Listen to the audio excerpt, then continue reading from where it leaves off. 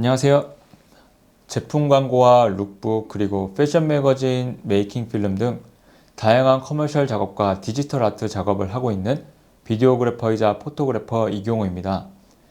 오늘날은 누구나 손쉽게 사진과 영상을 제작하고 그 컨텐츠를 인스타그램을 통해서 보여줄 수 있는 시대가 온 것 같습니다. 그런데 그 수많은 컨텐츠 속에서 나를 더 많은 사람들에게 표현하기 위해서는 자신만의 독보적이고 창의적인 그런 컨텐츠가 필요하다고 생각합니다.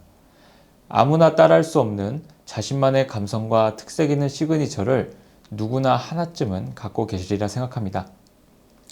저는 여러분이 이러한 잠재적인 감성과 시그니처를 찾으실 수 있도록 도와드리고 컨텐츠를 제작할 수 있는 스킬과 감각을 익히고 기르실 수 있도록 도와드릴 것입니다. 또한 제가 그동안 인스타그램을 통해서 많은 사랑을 받아왔던 디지털 아트 작업의 노하우를 알려드리려고 합니다. 그래서 이 강의를 통해서 여러분이 저의 이러한 노하우를 모두 가져가시기를 바라겠습니다. 촬영을 하기 위해서는 먼저 카메라가 필요하겠죠? 어떤 것을 어떻게 촬영할지 그 목적에 따라서 카메라를 선택하고 구입하시는 것이 중요합니다. 그리고 그 카메라에 대한 기능과 성능을 파악하시는 것도 중요하고요. 내가 그 카메라의 기능을 잘 모른다 하더라도 촬영은 가능합니다. 그러나 내가 단순한 취미를 넘어서서 상업 촬영을 한다. 그러면 그때부터 어떤 문제에 직면할 수도 있습니다. 해상도의 문제, 현장 속도를 따라가지 못하는 카메라의 성능, 아니면 수많은 장비를 호환하지 못하는 호환성, 이런 문제에 맞닥뜨릴 수 있게 된다는 거죠. 그래서 내가 구입하기 전에 어떤 촬영을 어떻게 할 것인지 먼저 잘 고민해 보시고 고려하시고 카메라를 구입하시는 것이 좋습니다. 카메라를 고를 때 유저분들이 가장 고민하는 포인트를 꼽자면 색감인 것 같습니다. 왜냐하면 카메라마다 갖고 있는 고유의 톤이 살짝씩 다르기 때문입니다.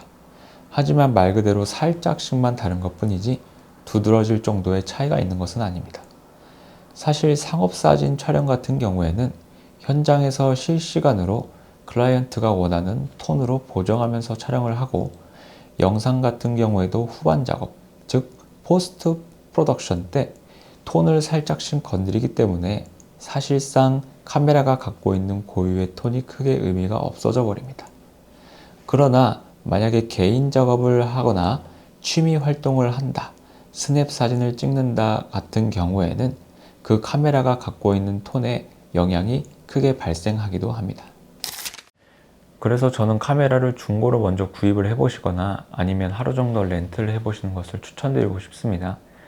특히 렌트 같은 경우에는 하루 정도 빌려서 사용을 하시다 보면은 카메라의 기능과 성능, 심지어는 어떤 조작감과 파지감 같은 경우도 느껴보실 수가 있는데요.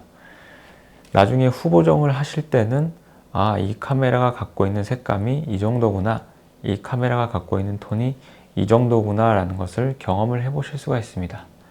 그래서 중고도 추천드리고 하루 정도 렌트를 해서 사용해 보시는 것도 추천드리고 싶은데요.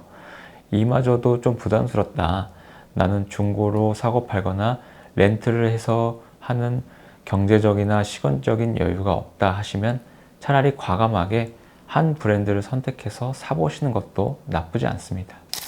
그렇다면 어떤 카메라를 구매하는 것이 좋을지 본격적으로 이야기를 나눠볼까 합니다. 먼저 카메라를 크게 세 종류로 나누어 보겠습니다. 흔히 똑딱이라고 부르는 컴팩트 카메라와 DSLR 그리고 미러리스가 있는데요.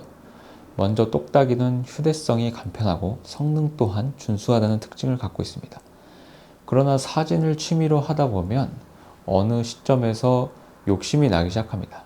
화각에 대한 욕심, 심지어는 고화질에 대한 욕심이 나기도 시작하고, 야간과 실내 같은 조도가 낮은, 좀 밝기가 낮은 곳에서는, 그렇죠, 빛이 좀 어둡다라고 표현할 수 있죠.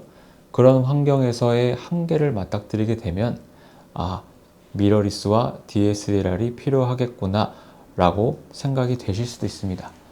그래서 애초에 나는 어떤 촬영을 할 것인지를 먼저 고려해 보시고, 그냥 라이트한 유저가 아니라, 단순한 취미가 아니라 나는 상업 사진이다, 좀 더 욕심을 부릴 수 있는 개인 작업이나 스냅 사진이나 고퀄리티를 낼 수 있는 사진 취미를 좀 갖고 싶다 하시면 처음부터 똑딱이가 아니라 좀 더 예산을 투자하셔서 아니면 중고로 미러리스와 DSLR을 구매하시는 것이 좋겠죠. 이번에는 DSLR을 한번 볼까요? DSLR은 렌즈로 들어오는 빛을 거울 또는 프리즘으로 반사시켜서 뷰파인더로 보여주는 방식의 원리를 가진 카메라입니다. 따라서 뷰파인더로 세밀한 빛을 관찰할 수가 있습니다. 이러한 뷰파인더를 옵티컬 뷰파인더, 우리말로는 광학식 뷰파인더라고 말하고 줄여서 OVF라고도 표현을 합니다. DSLR은 화질이 우수하고 개조가 풍부하다는 좋은 성능을 갖고 있고요. 렌즈군도 다양하게 활용할 수 있다는 장점이 있습니다. 그러나 부속품들이 많이 들어있기 때문에 부피가 좀 크고 무게가 무겁다는 단점이 있습니다. 그래서 장시간 촬영을 하거나 장시간 이동 시에는 조금 피로감이 많이 들겠죠. 그래서 이러한 부피와 무게가 해결된 미러리스가 출시됩니다. 미러리스는 말 그대로 바디 내에 거울이 없다고 해서 그 명칭이 붙여졌습니다. DSLR이 거울을 통해 들어온 빛을 뷰파인더로 보는 광학식이라면 미러리스는 빛이 바로 센서로 들어오기 때문에 전자식 뷰파인더로 상을 보게 됩니다. 일렉트로닉 뷰파인더라고 하며 줄여서 EVF라고도 합니다. 그리고 광학식 뷰파인더와 전자식 뷰파인더의 또 다른 차이점은 광학식 뷰파인더는 촬영을 하기 전에 노출값을 정확히 확인하기가 어렵다는 겁니다. 물론 바디 내에 있는 LCD를 통해서 조그만한 LCD를 통해서 노출값을 측정을 할 수는 있지만 전자식 뷰파인더는 LCD나 뷰파인더를 통해서 어떻게 노출이 나오는지를 미리 확인을 할 수가 있습니다. 예를 들어서 매뉴얼 모드를 촬영할 때 셔터 스피드와 또는 조리개를 조절을 할 때 그에 따른 노출 값을 눈으로 직접 볼 수 있다는 것이죠. 그리고 미러리스는 DSLR에 비해서 부속품이 간단하기 때문에 부피와 무게가 해결되었다는 장점이 있는 것입니다. 그렇다면 미러리스는 DSLR에 비해서 성능이 떨어지는 카메라일까? 그렇지는 않습니다. 카메라의 심장이라고 표현할 만큼 매우 중요한 역할을 하는 이미지 센서라는 것이 있는데 현존하는 미러리스 모두 뛰어난 이미지 센서 기술력을 갖고 있기 때문이죠. 이미지 센서는 렌즈를 통해 들어온 빛을 받아들여서 우리가 흔히 말하는 이미지 또는 영상으로 기록하는 역할을 하는데요. 그래서 카메라를 고민하실 때 DSLR이냐 아니면 미러리스냐 이런 고민을 하시는 것도 중요하고 이미지 센서를 어떤 것을 사용을 할 것이냐를 고민을 하시는 것도 중요합니다. 이미지 센서는 판형이라고도 표현하고 판형은 정확히 말하자면 이미지 센서의 크기를 말합니다. 이미지 센서는 크게 두 가지로 나눌 수 있는데요. 그것은 바로 크롭 바디 센서와 풀프레임 바디입니다. 풀프레임 바디는 35mm 필름 크기와 동일한 크기의 이미지 센서를 지니고 있는 바디입니다. 이 판형은 우리가 흔히 말하는 아웃포커싱, 즉 얕은 심도를 잘 표현해내고요. 고감도 전호이즈 능력에 탁월하고 개조가 풍부하다는 장점이 있습니다. 크롭바디는 이 풀프레임 이미지 센서의 약 1.5배 잘린 작은 크기의 판형을 가진 바디입니다.